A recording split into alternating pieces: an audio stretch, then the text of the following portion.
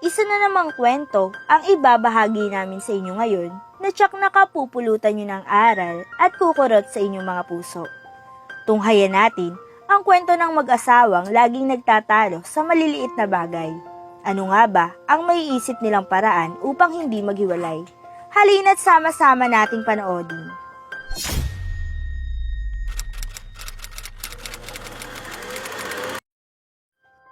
Galing eskwelahan si Betty nang maabutang nag-aaway ang kanyang mga magulang sa bagay na hindi naman talaga dapat pag-awayan.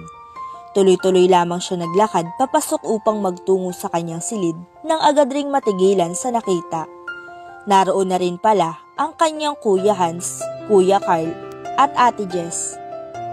Maaga yatang nag-uwian ang mga ito mula sa trabaho o sadyang late lang siyang nauwi ngayon dahil tinapos niya ang school project. Ano na naman ba pinag-awayan nila? Tanong niya kay Kuya Hans, na ang tanging sagot ay kibit-balikat. Kahit kailan talaga'y wala itong kwentang kausap. Paano pa kaya pag nagkaroon ito ng nobya? Malamang ang lungkot ng buhay nila. Hindi nagsasalita ang kapatid niyang ito. Ate, anong pinag-awayan nila? Nagbabakas sakaling niyang tanong sa kapatid na babae.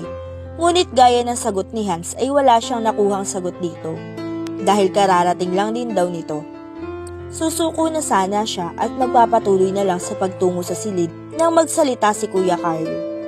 Nagluto si Mama ng merienda, kaso nasunod niya ito.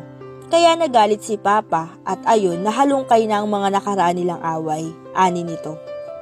Kaya naman pala, nilingon ni Betty ang dalawang magulang na hanggang ngayon ay patuloy pa rin sa pagbabangayan at kung ano-ano na lamang ang pinagsasasabi na animoy mga batang paslit na hindi nagkasundo sa isang bagay. Alam mo, Lucio, sawang-sawa na ako dyan sa ugali mong iyan. Ang mabuti pa siguro talaga'y maghiwalay na tayo. Tutal, sawang-sawa na ako sa'yo at malaki na ang mga anak natin. Tiyak na maiintindihan na nila tayo. Galit na litan niya ni Michelle. Ha? Akala mo ba'y ikaw lang nagsasawa sa akin? Ako rin. Sawang-sawa na ako, naintindihin ka, Michelle. Palagi ka nalang ganyan. Nagagalit ka kaagad at nangahalungkay ng mga nakaraan. Nakakasawa na rin kaya. Hindi ka na pagsasabihan kasi ganyan ka. Galit ring tugon ni Lucas. Talaga? Maghiwalay na tayo. Akmang mag-walk out sana si Michelle sa harapan ng asawa nang muling magsalita si Lucas. Ang galing-galing mo kapag mga kasalanan ko ang inaalala mo. Pero hindi mo man lang maalala ang usapan natin na kapag nag-aaway tayo'y mag-usap tayo na gamit ang wikang English. Ano? Sige, ngayon ka maglitanya sa akin at ngayon ka makipaghiwalay. Nagahamong wika ni Lucas. Tila naniga si Michelle sa kinatatayuan. Kapal mo. English only please. Galit na putol ni Lucas sa asawa. You insisted at first, remember? You said that if we're having an agreement, we must speak in English. So now, speak in English. Nagahamon na wika ni Lucas. Tila nalunok ni Michelle ang kanyang dila. Tama si Lucas.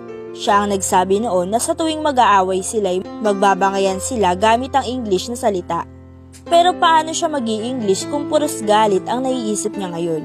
Hindi naman mapigilan ni Jess, Hans, Carl at Betty ang hindi mapangiti sa nagiging takbo ng usapan ng mga magulang. Saksi sila nung magpangakuan ng dalawang mag-aaway gamit ang wikang English. Go ahead, Michelle. Say that words again. Untag ni Lucas sa asawang animoy tigreng galit na galit kanina lang. Pero nang pagsasalitain niya ito ng wikang English ay animoy tupang walang kaalam-alam sa nangyayari sa mundo. Nauutal na sambit ni Michelle. Sino ba namang si Raulo ang makakapagsabi ng salitang English nang gigil na, nakakainis? We need... inis na singhal ni Michelle. Never mind. Binabawi ko na ang mga sinabi ko kanina. Ayoko nang makipaghiwalay, maliligo na ako. Ani niya, saka dire-diretsyong naglakad paakyat sa itaas upang pahupain ang inis na nararamdaman. Naisahan na naman siya ng kanyang asawang si Lucas. Sa kabila ng inis ay natatawa na lamang siya sa nangyari. Nang tuluyang mawala sa harapan si Michelle, ay agad na humalakak ng tawa si Lucas. May maganda rin palang naidudulot ang hamon ni Michelle sa kanya. Mabuti na lang at naisip ngayon kaagad. Ang galing mo sa parteng iyon pa, natatawang sambit ni Betty. Ang pag-i-English lang pala ang makakapagpatiklop kay mama eh. Saka sabay-sabay na nagtawanan silang lahat. Nang makabawi sa pagtawa ay muling nagsalita si Lucas. Lesson learned mga anak, kapag may mga asawa na kayo, hamunin nyo rin ang Englishan. Tingnan natin kung tatagal ba ang away nyo. Ani niya, saka muling humalakhak ng tawa.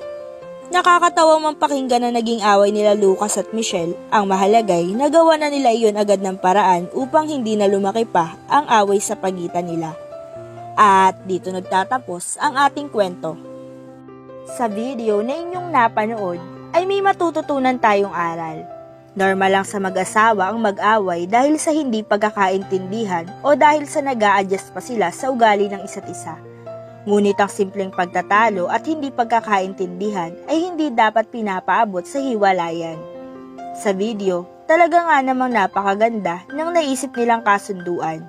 Dahil doon ay hindi natuloy ang planong pakikipaghiwalay ng babae sa kanyang asawa. Kaya sa gantong sitwasyon, mas makakabuting intindihin na lang ang panig ng bawat isa upang hindi umabot sa hiwalayan.